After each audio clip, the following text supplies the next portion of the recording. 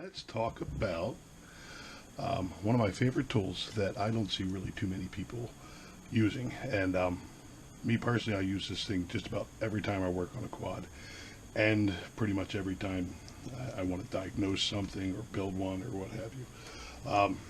What it is this guy right here.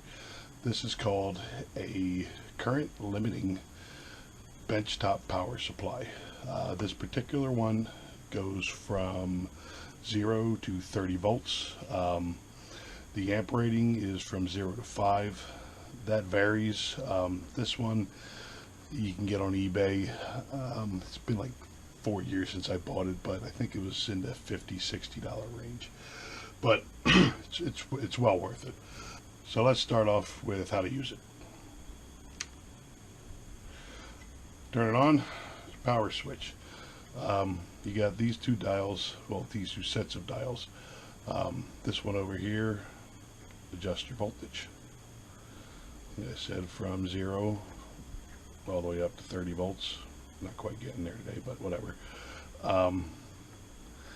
This one down here is a fine-tune adjustment, so if you're kind of right there on a tenth of an amp, a tenth of a volt, you can kind of dial it in. This over here is your current adjustment or amperage adjustment. To adjust that, and this is a lot of people get confused on this, I like to turn the power down because it does give you a good spark when you short the leads out, but you have to short the leads out to get it to go into the adjustment mode for the current. I keep these on here. They come in handy for just when you want to plug some power onto something. You do that and you'll see this little red light come on. When that light comes on, you could adjust it from anywhere, like again, 0 to 5 amps. Me personally, when I'm using this for testing a quad for the first time and I want to make sure it doesn't smoke anything, I usually take it down to 1 amp. 1 amp seems like that's a good starting point for them. You'll see that when I plug this guy in, and the 1 amp range is good enough where it'll let your quad fire up. You get all your inrush current from your capacitors charging up, but it won't trip the amperage what you call it, shutdown. So you do that. So right now I got it set at 1 amp, and now I'm going to turn the voltage up to what you would get from a 4-cell pack, and 16.8 ish right there. So now what you're looking at right now is, like I said, my initial setup. Now the coolest part about this is, like I said, it works like a Smokestopper. So 16.8 volts, touch them together, and then instantly, as soon as you overwhelm the 1 amp limit on this thing, it caps out and it shuts the power off. Now, I know a lot of people use the light bulb thing for smoke stoppers. The light bulb's fine in some cases. It will definitely keep your quad from catching on fire if you have a bad short, but it doesn't necessarily keep your components safe. I've had this before where I've gotten dead on arrival ESCs. You wire them up, you plug them in, and it snaps off, and you look at it, you're like, oh shit, there's something shorted in there, and you go back and you diagnose it, and like I said, that one time it ended up being a shorted out ESC.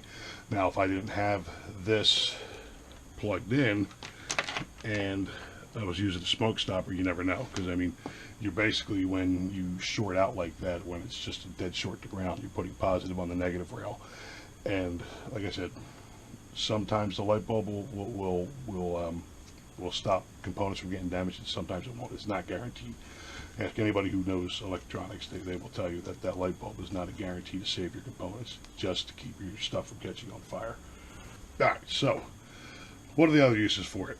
One of my favorite uses for it is testing motors. So a lot of motors nowadays, you'll have the screws that go into the bottom of the motors, and if you're replacing a bell, some of these motors, when you tighten up the Allen screw on the bottom here, it doesn't have a shoulder to keep you from over tightening it. So, I mean, me personally, I always, before I figured this little trick out, I would tighten them up and then just kind of spin the motors and kind of try to see which one, you know, I mean, if the one I did was spinning as freely as the other ones. Good little trick is, what you do is you set your motor up, go into beta flight, and then spin a known good motor, check what the current draw is on the thing at idle, and then come down and spin your new motor, check your current draw again, and if it's about the same, you know you got the torque about right. The other really cool thing this is good to use for is setting your OSD for voltage.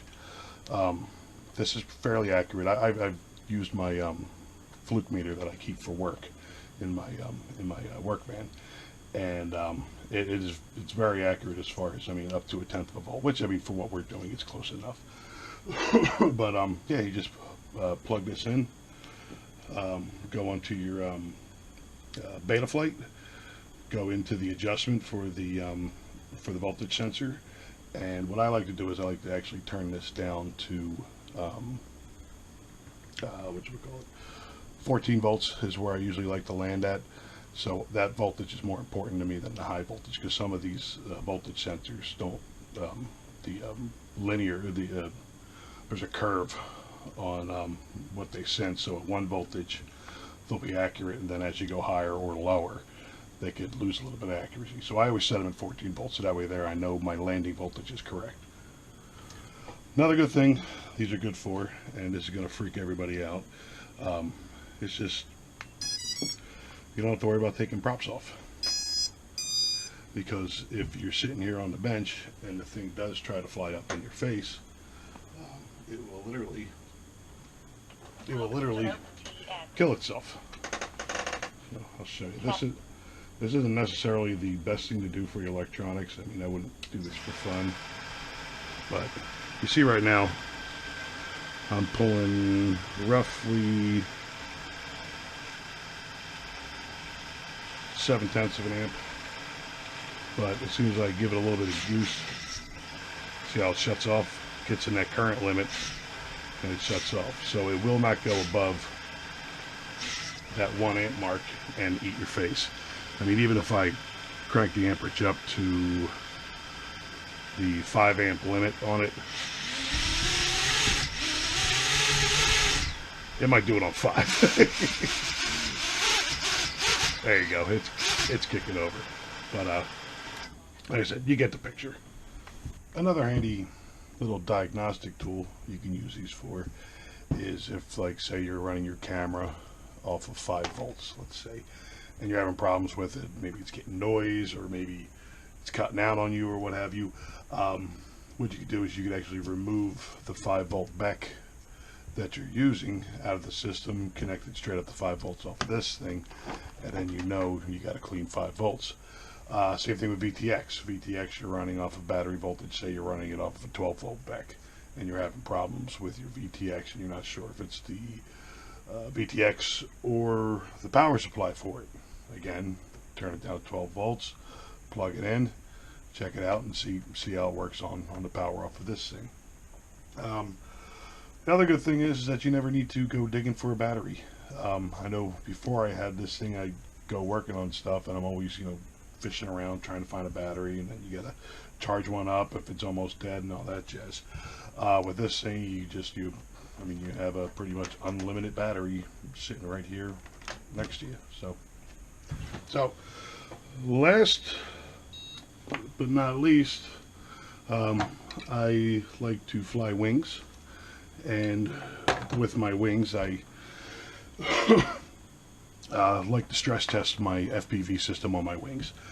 And reason being is because a wing has a glide slope, so if you lose FPV, it's not like a quad where you lose your video, you just kill it. If you lose video on a wing and you just chop the throttle, depending on how high you are, where the wind's going, you can end up literally hundreds of yards away from where you lost video, and then that can be a problem. But like I said, this is called a current limiting benchtop power supply. Again, the one I have for 30 volts, 0 to 30 volts, 0 to 5 amps, Cost me roughly $60. Got it on eBay. You can probably get them on Amazon. They have different voltage range and current ranges on them. So if you think you need a bigger one, I just got the small one because it fits nicely on my bench. But yeah, get one. They're awesome.